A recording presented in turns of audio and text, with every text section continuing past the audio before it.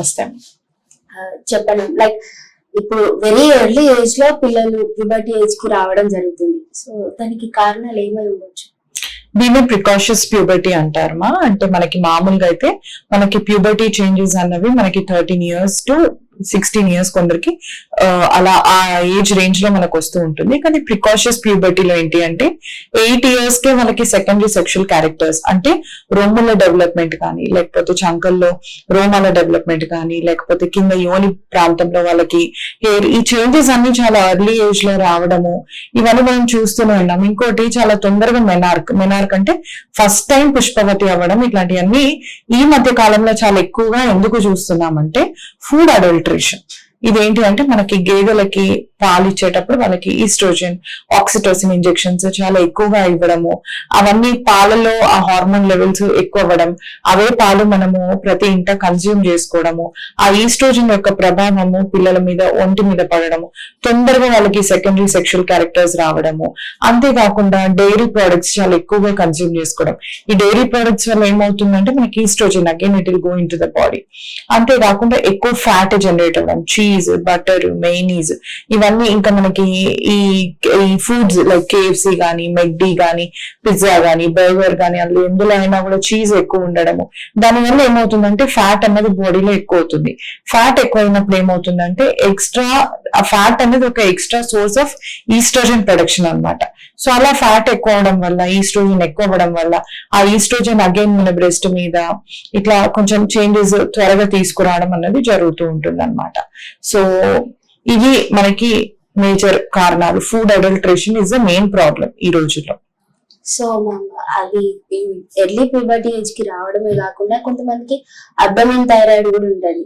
So చిన్న చిన్న పిల్లలు ఇప్పుడిప్పుడే మెచ్యూర్ అవుతా ఉంటారు కాబట్టి వాళ్ళు ఎట్లా దాన్ని ఓవర్కమ్ చేయాలి అనేది చిన్న చిన్న వాటికే భయాందోళనకి ఇట్లా గురయ్యి వాళ్ళే సూసైడ్ కూడా చేసుకుంటున్నారు. అమ్మో నాకు వచ్చేది పెద్ద డిసీజ్ కావచ్చు, ఇట్లా మా ఇంట్లో వాళ్ళకి ఎందుకు కష్టం అని. అది అంత పెద్ద ప్రాబ్లమా? వాటికి ఏమైనా సొల్యూషన్స్ ఉంటాయా? థైరాయిడ్ వల్ల అంటే మీరు ఇది ఎక్కడో ఒక దగ్గర వినుంటారు, but that is not that common. Thyroid వల్ల సూసైడ్ చేసుకోవడం ఇట్ ఈస్ టోటలీ షిట్. కాకపోతే ఏంటంటే థైరాయిడ్ ప్రాబ్లం ఈ మధ్య మనకి డిటెక్షన్ అనేది ఎక్కువైంది అనమాట. ప్రతి ఒక్కరు పీరియడ్స్ అబ్నార్మాలిటీ ఉన్నా, ఏదైనా డిప్రెషన్ ఉన్నా, లేకపోతే వాళ్ళ పెర్ఫార్మెన్స్ వేరే వాళ్ళలాగా చురుగ్గా లేకపోయినా, చిన్నపిల్లలు మగవాళ్ళైనా ఆడపిల్లలు ఎవరికైనా కూడా, థైరాయిడ్ పెద్దవాళ్ళైనా ఎవరికైనా కూడా in general master health package లో థైరాయిడ్ అనేది చాలా రొటీన్ గా చెక్ చేస్తున్నాం. సో ఈ థైరాయిడ్ TSH ఎక్కువ ఉండడం, ఫంక్షనల్ హార్మోన్స్ T3 T4 తక్కువ ఉండడం, దీని వల్ల ఏమవుతుంది అంటే మనకి హైపోథైరాయిడిజం వస్తుంది. హైపోథైరాయిడిజం లో డిప్రెషన్ అన్నది చాలా కామన్ గా చూస్తాం. సో మేబీ మీరు చూసింది ఆ డిప్రెషన్ వల్ల అది వాళ్ళు అలా సూసైడ్ చేసుకుని ఉంటారేమో కానీ, but suicidal tendencies in thyroid are very uncommon, but depression is common. ఎప్పుడైతే హైపోథైరాయిడ్ ఉంటుందో వాళ్ళకి డిప్రెషన్ అనేది చాలా కామన్ అన్నమాట. ఆ డిప్రెషన్ తో పాటు వాళ్ళకి మలబద్ధకము, ఏది చేయాలన్నా వాళ్ళకి ఒక మోటివేషన్ లేకపోవడం, హెయిర్ ఫాల్ ఉండడము, డ్రై స్కిన్ ఉండడము, వాళ్ళకి పీరియడ్స్ కూడా సరిగ్గా రాకపోవడము, కొన్నిసార్లు పీరియడ్స్ అతిగా అవ్వడము. సో ఎలా అన్నా అబ్నార్మల్ ప్యాటర్న్ ఆఫ్ మేనిఫెస్టేషన్ ఉంటుంది పీరియడ్స్. సో డెఫినెట్ గా థైరాయిడ్ వల్ల చాలా డిస్టర్బెన్సెస్ ఉంటాయి. సో వాటిని ఓవర్కమ్ చేయడం అంటే ఇది మానసిక దానికి సంబంధించింది కాదు. దీనికి మెడికేషన్ అన్నది చాలా ఇంపార్టెంట్. వెంటనే ఒక ఎండోక్రైనాలజిస్ట్ కానీ, ఫిజిషియన్ దగ్గరికి కానీ వెళ్ళి సర్టిఫైడ్ వాళ్ళ దగ్గరికి వెళ్ళాలి. ఎప్పుడైనా గుర్తుంచుకోండి, RMPs కానీ ఇంకెవరైనా other than physician or endocrinology ఇంకెవరైనా చేస్తే మాత్రం తీసుకోవద్దు. డెఫినెట్ గా ఇది ఫిజిషియన్ అండ్ సూపర్విజన్ లో ఆర్ ఎండోక్రైనాలజీ సూపర్విజన్ లోనే తీసుకోవాలి. వాళ్ళు మీకు ఇంకేమన్నా TPO యాంటీబాడీస్ చేయాలా అవన్నీ చెక్ చేసుకుని మీకు థైరోనామ్ కానీ అట్లాంటి టాబ్లెట్స్ ఉంటాయి మనకి కమర్షియల్ గా అవైలబుల్, ఆర్ ఎల్ట్రాక్స్. ఇందులోంచి ఏదైనా వాళ్ళకి డోస్ వాళ్ళ థైరాయిడ్ లెవెల్ ని పట్టి వాళ్ళు ఇస్తారనమాట. సో డెఫినెట్ గా this has to be treated. So ఇదంతా ఒకలాగా అయితే PCOD అనేది ఇంకొకటి. సో అది ఎందుకు వస్తుంది, వాటికి సొల్యూషన్ ఏంటి? PCOD అనేది మనకు అదొక లైఫ్ స్టైల్ డిజార్డర్ అనమాట.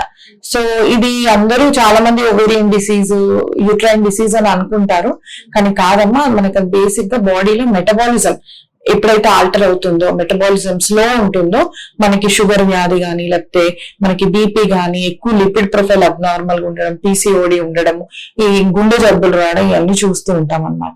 సో ఎప్పుడు కూడా పీసీఓడి ఉన్న వాళ్ళు ఫస్ట్ మీ మెటబాలిజం ని బూస్టప్ చేసుకోవాలి. థైరాయిడ్ హార్మోన్స్ కూడా మన మెటబాలిజం కి సంబంధించినవే. సో ఈ థైరాయిడ్ గ్రంథిలో కూడా ఏమైనా ఇష్యూస్ ఉన్నాయా చెక్ చేసుకోవాలి.